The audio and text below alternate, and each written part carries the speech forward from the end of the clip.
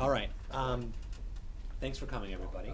I want to talk about skepticism in the philosophy of David Hume and George Berkeley. They are modern philosophers, British guys from a couple hundred years ago, and they're often interpreted as skeptics regarding the independent existence of physical objects in some way, or doubting our knowledge of it in some way. Just leave it. Neither Berkeley nor Hume claimed to be skeptics. In fact, they both argued that they weren't, and they gave reasons why they were not skeptics, or why you should reject skeptical conclusions. And my claim is that despite these efforts to sort of say that they're not skeptics, ultimately we can decide whether they are or not by examining the logical implications of their expressed philosophical views.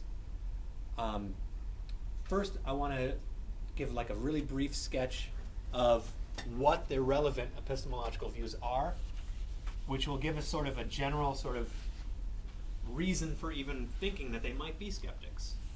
And then we will talk about the reasons they give that they're not skeptics, and then we'll talk about whether those are legit, whether we should consider them skeptics or not, and then we'll talk about it. Let's start with George Berkeley, or Cardinal Berkeley. He's a well-known idealist. And an idealist is someone who believes that physical objects aren't real, but our ideas are real.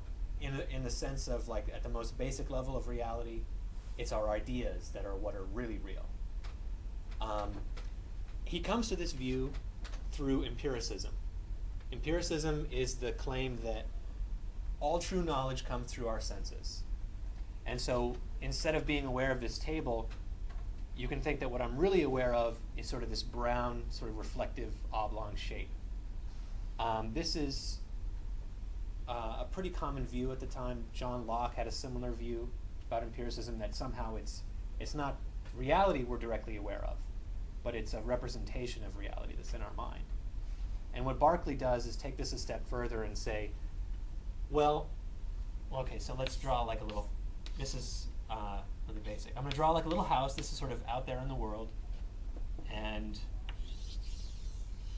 this is a dude, and he's looking at the house, and in his head, right, he's got like a picture of the house, right? And so what he's aware of is not the house directly, but what's in his head. This is Locke's idea of how the mind is aware of reality. In here, you've got colors and smells and things out here. Out here, you might just have sort of shapes and body. But the important part is that it's not this that you're directly aware of, it's this.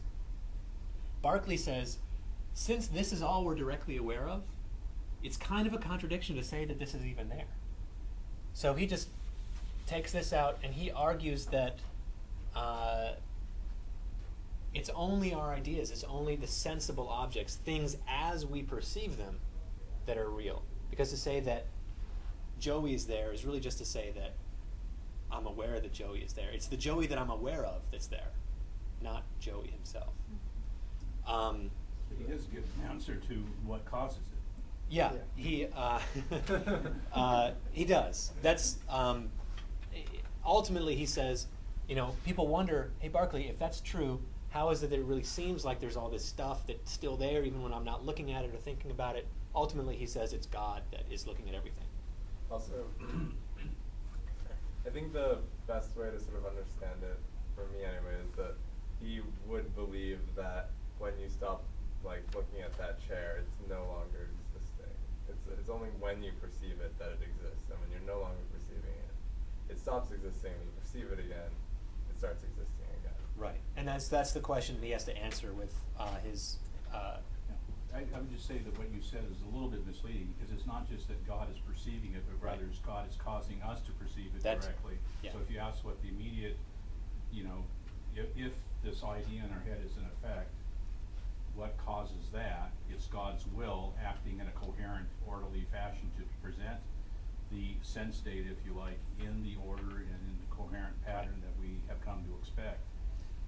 So reality is kind of ultimately God's will behind the ideas in our head.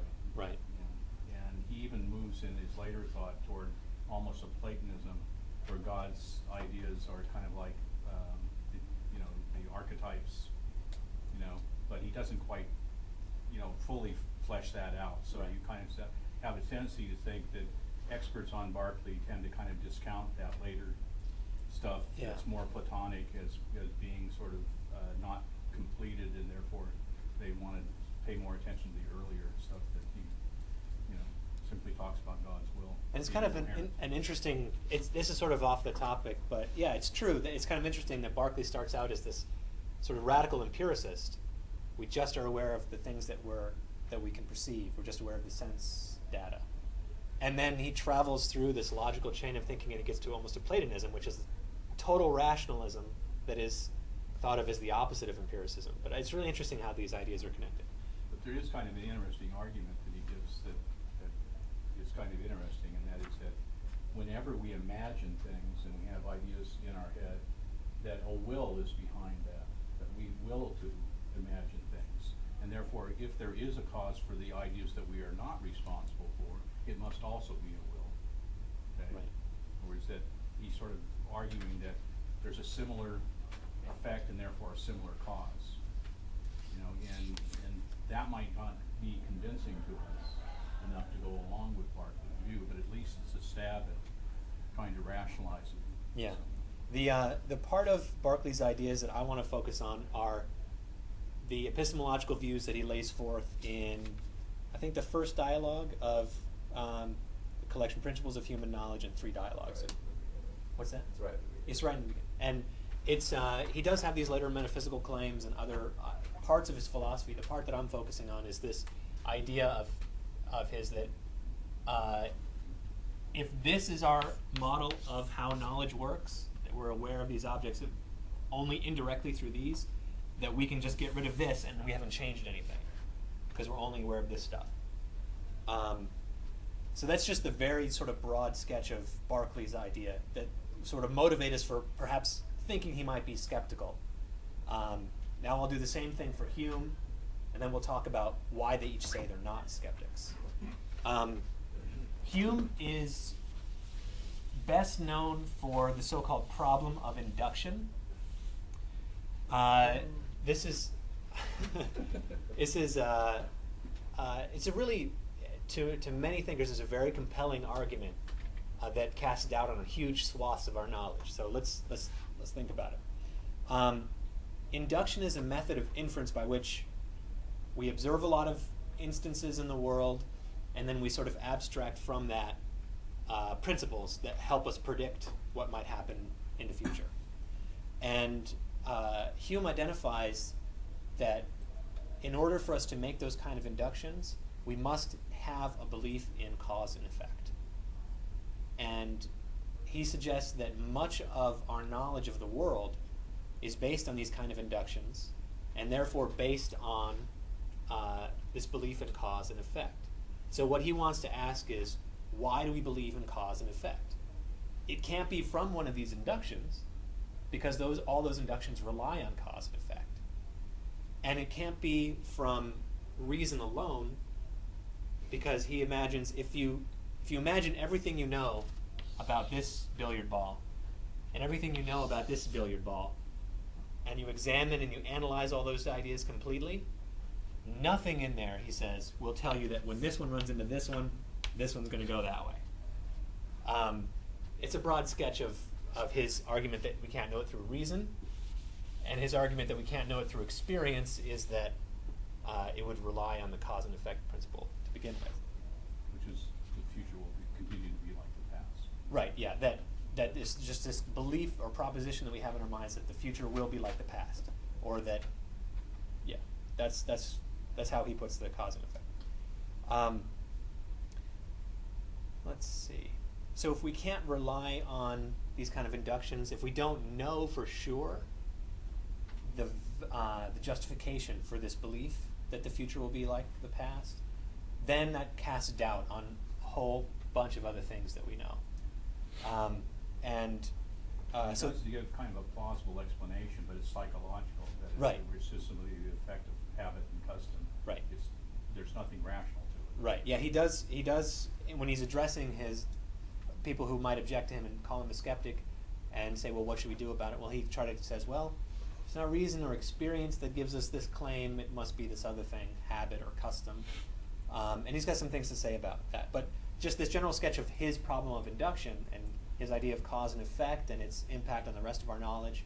This is sort of his motivation for questioning whether or not Hume is a skeptic. But like I said, neither of these guys said they were skeptics. They went through and said they weren't. Berkeley is very acutely aware that people who read him are going to think he's a skeptic.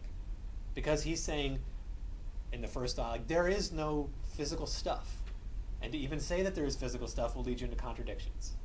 That sounds highly skeptical at first pass.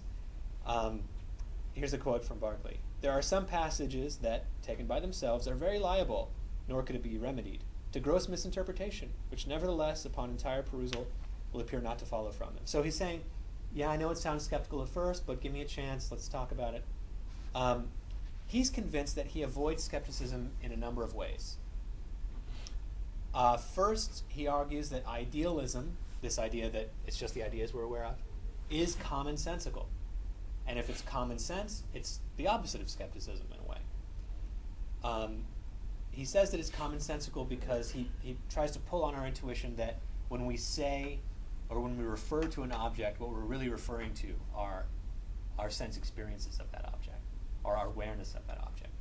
And that to suppose this other separate physical thing is what is nonsensical.